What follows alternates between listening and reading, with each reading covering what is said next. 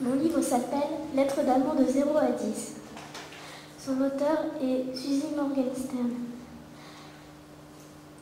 C'est l'histoire d'Ernest, un garçon de 10 ans, qui vit avec sa grand-mère. Une vie triste, sans amis, sans surprise. Jusqu'au jour où une nouvelle élève arrive dans sa classe. Elle s'appelle Victoire, s'assoit à côté de lui et commence à le suivre partout. Ernest marchait d'un pas déterminé, comme si Victoire n'était pas là. Pour bien lui faire sentir sa présence, elle lui prit le bras et l'interrogea. « Ça fait longtemps que tu habites ici ?» Ernest hocha la tête. « Tu ne manges jamais à la cantine ?» Il fit non de la tête. « Tu as des frères et sœurs ?» Sa tête bascula de gauche à droite. « Tes parents sont-ils sévères ?» Peu importait la Victoire qu'Ernest réponde ou pas à son interrogatoire. Elle avait assez de conversation pour deux. « Mes parents sont très sévères. On n'a pas le droit de regarder la télé avant d'avoir fini ses devoirs. » Quelle est ton émission préférée? Quel est ton plat préféré? Qui est ton chanteur préféré? Qu'est-ce que tu fais comme activité le mercredi?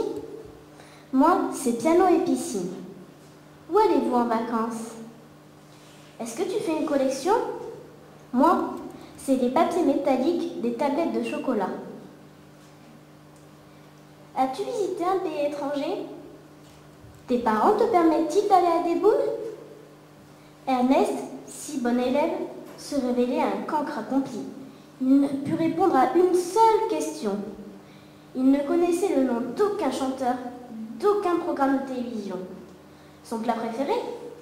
On mange ce que l'on vous donne.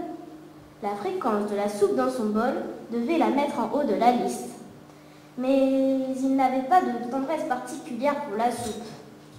Quant à une collection, la seule chose à quoi il pensa, c'était les 57 marches de son immeuble, où c'est pas jusqu'à l'école, souvent il les comptait, ou les minutes qui rongeaient la journée, sans même qu'on s'en aperçoive, ou bien les autres sortes de minutes, qui traînent comme un poids mort. J'ai assez posé de questions pour le moment. Tu n'en aurais pas quelques-unes pour moi? Ernest était inquiet. Personne ne lui avait jamais posé de questions, et il n'avait pas appris à en formuler. En plus, la curiosité appliquée aux gens qu'il croisait n'était pas très développée en lui. N'empêche qu'il cherchait. Il se grattait une partie du cerveau, jusqu'ici inutilisée, pour extraire le moindre petit point d'interrogation. Mais rien ne parvint jusqu'à sa bouche. Il avait pourtant envie de lui être agréable. Comme si elle comprenait son désarroi, elle lui dit « Ça ne fait rien, Ernest. Tu es tellement beau que tu n'as pas besoin de parler pour te rendre intéressant. » Elle tenait encore fermement son bras. Ernest n'en croyait pas ses oreilles. Lui, beau, première nouvelle. Une question. On ne pose pas de questions si on ne veut pas savoir la réponse. Il tourna ses yeux vers elle subitement et se mit à bégayer. « Victoire !» proclama-t-il.